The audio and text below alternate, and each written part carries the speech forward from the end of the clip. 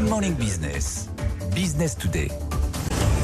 Et c'est Julien Robert, le directeur des ventes, porte-parole de MG Motor pour la France. Bonjour. Bonjour. Vous êtes décidément la tête de Turc aujourd'hui de l'Europe et du gouvernement français.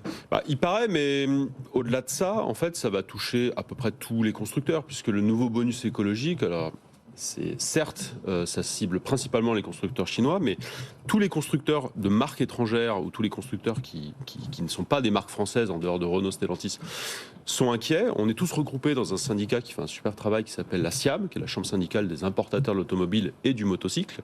Et on est tous d'accord sur quelque chose. Le fond de la loi ou le fond du bonus, on ne le remet pas en cause. On peut accepter, on peut entendre... Je rappelle que c'est lié le bonus au total des émissions de CO2 d'une voiture. C'est ça. Donc cycle de vie. Le cycle de vie est, on va dire, l'avant-utilisation de la voiture, pré-utilisation, c'est-à-dire la fabrication. Alors, il y a 2-3 choses qui sont un peu floues dans la loi, mais admettons, on a un consensus, on se dit, bon allez, ok, acceptons.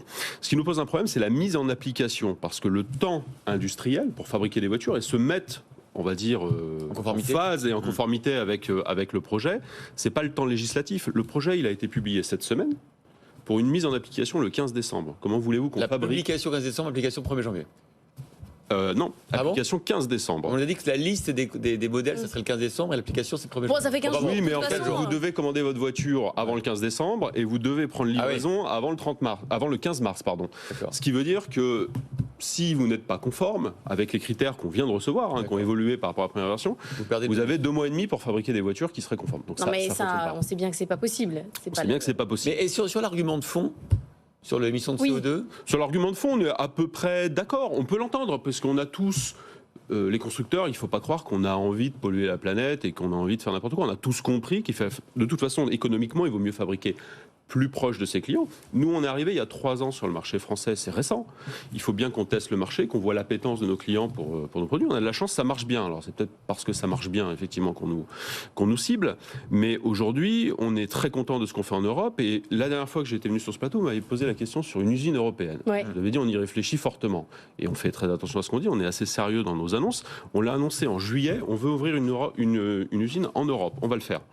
Maintenant, c'est vrai que si on change la loi tous les ans, et que un coup on est bon, un coup on n'est pas bon, c'est vrai que ça ne nous aide pas. Et moi, personnellement, ça ne m'aide pas non plus à Shanghai à aller pousser... Vous dites ça, vous n'êtes pas. C'est-à-dire qu'en gros, quand même, le bonus-malus en France, plus quand même l'enquête européenne qui veut aller voir s'il y a des subventions cachées sur la fabrication des voitures, ça change l'envie d'MG d'investir en France. Vous dites c'est de plus en plus compliqué pour moi. Non, ça ne change pas forcément l'envie d'investir en Europe. Par contre, c'est vrai que le comportement, ou en tout cas l'attitude de la France vis-à-vis de la Chine, et parfois on la trouve disproportionnée. On va dire disproportionnée parce que, certes, on vend beaucoup de voitures électriques, mais on participe au développement de la voiture électrique en France. On vend une voiture électrique en France sur 10 est vendue par MG. La question qu'on se pose avec Laure, c'est est-ce que c'est mieux d'acheter une voiture électrique chinoise ou une voiture à essence européenne en termes de bilan CO2? En termes de bilan CO2, sur le long terme, il vaut mieux acheter une voiture électrique chinoise maintenant. C'est sûr, ça ? C'est sûr, ça dépend de plein de facteurs. Je ne sais pas comment la voiture française thermique est fabriquée aussi. Ouais. Là, aujourd'hui, le gouvernement nous donne des index et on ne sait pas vraiment comment ils sont calculés. Je vous donne un exemple, sans rentrer dans le détail. Il y a une espèce de pénalité qui est mise sur, on va dire, l'aluminium ou les métaux ferreux, l'acier. Ouais. On prend en compte le lieu d'assemblage. On ne prend pas en compte d'où vient l'aluminium. C'est-à-dire que vous prenez des énormes bateaux, vous faites venir de l'aluminium fabriqué dans des usines qui tournent au charbon de l'autre bout du monde, vous faites l'emboutissage en France, vous êtes bon, ou en Europe. Ah mais bon argument, c'est-à-dire que vous dites aux constructeurs européens, regardez d'où viennent vos approvisionnements, vous n'êtes pas plus blanc que nous qui fabriquons plus loin. On n'a rien contre les constructeurs européens, on dit juste que, parce que c'est un texte français, c'est pas un texte européen, on dit juste, voilà, c'est pas forcément très équitable, c'est sûr qu'on est ciblé, puisque tout ce qui vient de Chine a des index, je ne sais pas comment c'est calculé, mais bon, admettons, on fait confiance, c'est l'ADEME qui apparemment a fait le montage, pourquoi pas, on se mettra en conformité. Ce qu'on dit juste, c'est que on veut développer la voiture électrique. Ça se développe très bien, c'est 15% du marché et ça progresse très très fortement. On a mis les bornes de charge et c'est vrai que le gouvernement a joué le jeu. Les 2 dernières années, ça fonctionnait très bien parce qu'on avait un plan. C'est-à-dire que sur 2 ans, on savait que le bonus était de tel montant, l'année d'après c'était tel montant. Et là, on nous dit dans 2 mois et demi, on change tout, on remet tout par terre et on arrête. Qu'est-ce qui va se passer pour le client? Parce que nous, bon, constructeurs, on aura toujours des voitures, hein. Je ne suis pas très inquiet pour ça. Ce qui se passe, c'est que le client, à partir du 15 décembre, le 16 décembre, on va lui dire, toutes ces voitures ne sont plus éligibles. On ne saura pas trop pourquoi. Il faut acheter une voiture française avec, pour le moment, des batteries chinoises, donc les mêmes batteries que dans les nôtres, mais sauf que la voiture française qu'on promet à 25 000 €, elle n'existe pas et elle ne va pas sortir avant 1 an. Donc en fait, qu'est-ce que le client va acheter? Donc on va freiner un peu la dynamique de l'électrique et on sera tous perdants. Ce n'est pas que le cas d'MG qui est problématique, c'est mes collègues des autres pays, coréens, japonais, même allemands, sont aussi inquiets de la situation. C'est quoi aujourd'hui, vous donnez le prix est-ce que vous avez, pour l'instant, c'est plutôt des grosses voitures, le prix de la plus petite MG que vous vendez sur le marché européen?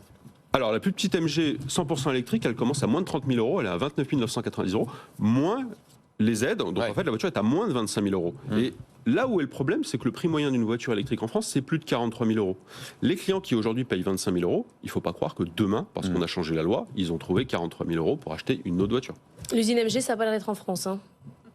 Ça ne nous aide pas, mais alors on n'a rien annoncé, on est vraiment en train de discuter avec plusieurs pays, on voit la meilleure opportunité. Ce n'est pas qu'une question fiscale ou autre, il faut trouver de la main-d'œuvre, il faut trouver aussi être près des fournisseurs. Il y a plein de contraintes, mais c'est vrai qu'en ce moment, ça ne nous aide pas beaucoup à convaincre nos partenaires d'ouvrir l'usine. Ils sont fâchés à Changarry. Ils sont pas spécialement... Non, ils sont pas fâchés, j'étais avec eux cette semaine. Ils ne comprennent pas forcément les revirements du jour au lendemain, en fait. Voilà, c'est tout. Merci beaucoup d'avoir été avec nous pour discuter. Julien Robert, oui, directeur merci, des ventes, porte-parole de MG Motor France.